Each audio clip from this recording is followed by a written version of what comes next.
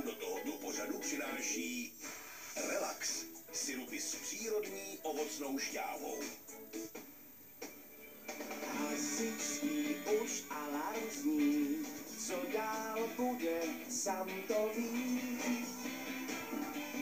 Každý problém vyřeší, úsměv tvůj ho potěší. Sám jede přímo k vám, všechno zvládne, už jede přímo k vám. Požárník sám srdce velké on má, každý problém se vyřešit dá. Požárník sám. Ďábelská pizza.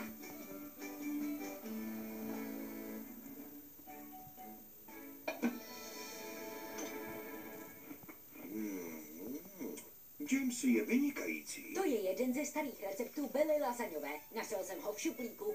To je Bela lasaňová. Bella mývala v Pontypandiově pizzerii. Pak se přestěhovala do Newtownu. Myslím, že Pontypandiov má teď nového experta na pizzu. No, už musím jít. Ahoj, Samé. Jsi v pořádku, tati? Ne tak docela, Brownie. Za 2 hodiny začíná železniční slavnost a ještě nám nedorazilo jídlo.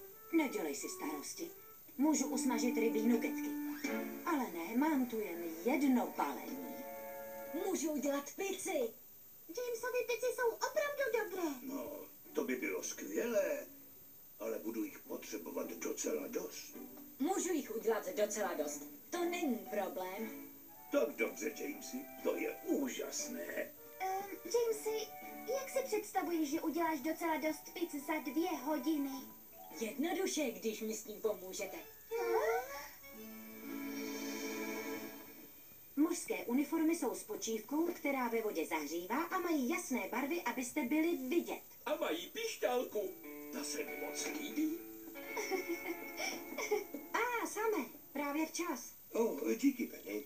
Tak, vyzkoušíme, jak rychle se dokážete převléknout. Připravit teď.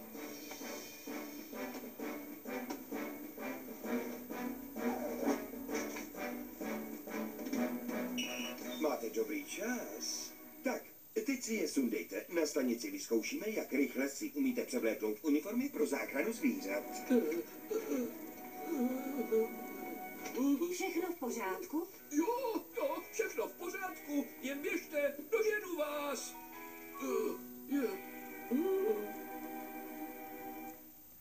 Takže budeme muset velice tvrdě zapracovat. Musíme upéct tolik lahodných pic, kolik jich dědeček potřebuje. Sáro? Sáro, můžeš přestat hrát mrkve ninja a začít dělat pizzu? Promiň, Jamesy. Ano, Jamesy. Ano, šéf kuchaři.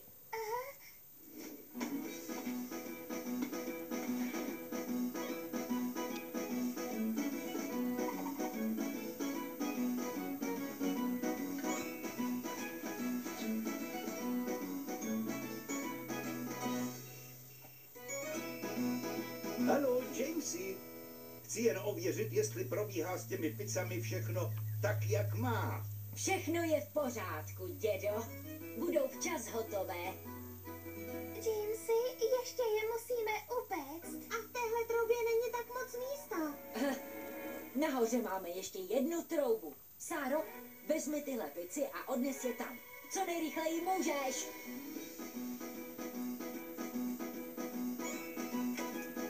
A je to. Do téhle trouby už se žádná další pizza nevejde. Dala jsem do té trouby nahoře tolik pic, kolik se vešlo, Jamesy, totiž šéf kuchaři, ale pořád jich ještě spousta zbyla.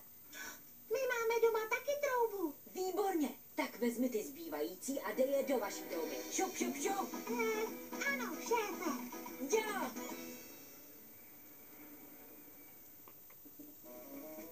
Ano, výborně. Krydling ne. Řekl bych, že máte na sobě mořskou záchrannou uniformu. Ano, nemůžu si ji sundat. Tak počkejte, myslím, že vím, co s tím. Uniformy pro záchranu zvířat mají jemnější barvy, aby se zvířata nepolekala a jsou vyrobeny z takového materiálu, který usnadňuje pohyb. Tak, mrknem, jak rychle si je dokážete obléknout.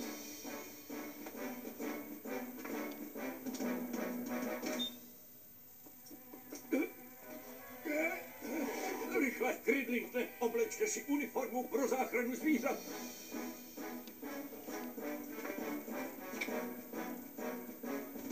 Ale ne.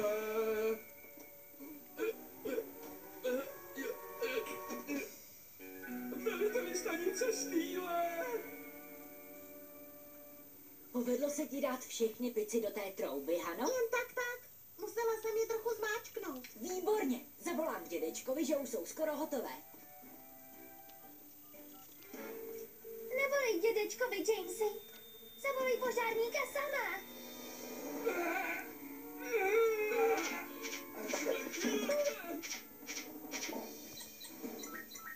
Dvě trouby způsobily požár v kavárně u Celé ryby. Dvě trouby způsobily požár v kavárně u Celé ryby.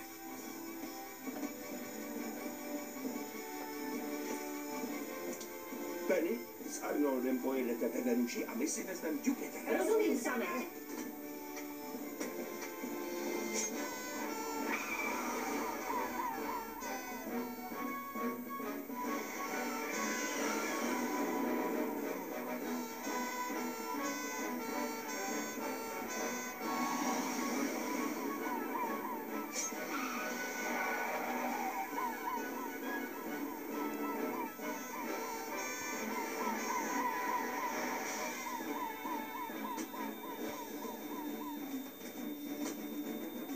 Voda 100%.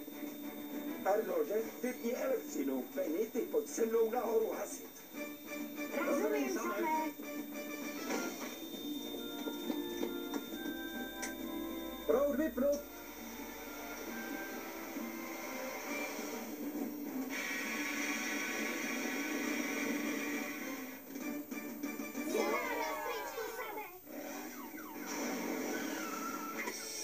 Samé, povedlo se mi to. Sundal jsem si uniformu pro záchranu zvířat. Jsem připraven hasit požár.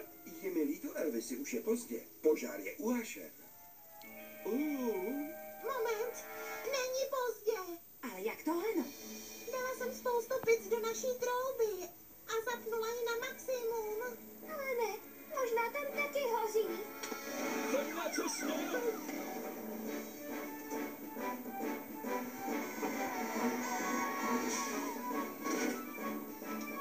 Vzduch 100%. Proud vypnout.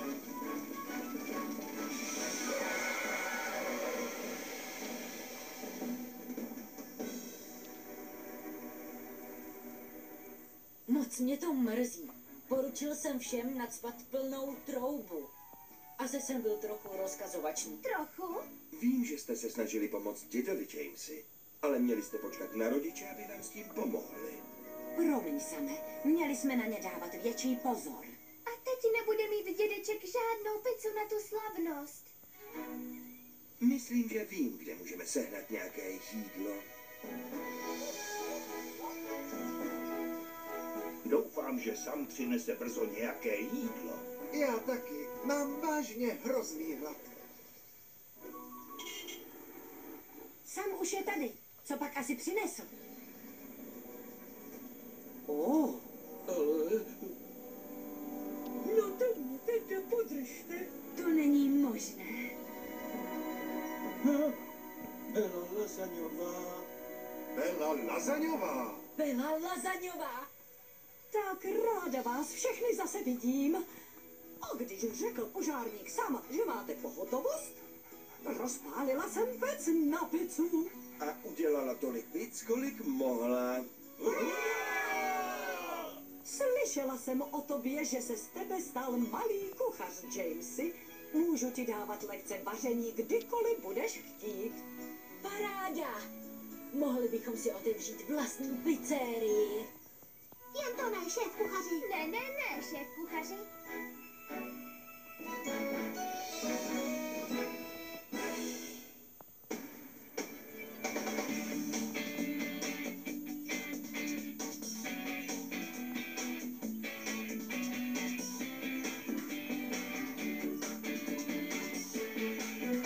Sam jede přímo k vám, všechno zvládne, už jede přímo k vám. Požárník sám srdce velké on má, každý problém se vyřešit dá.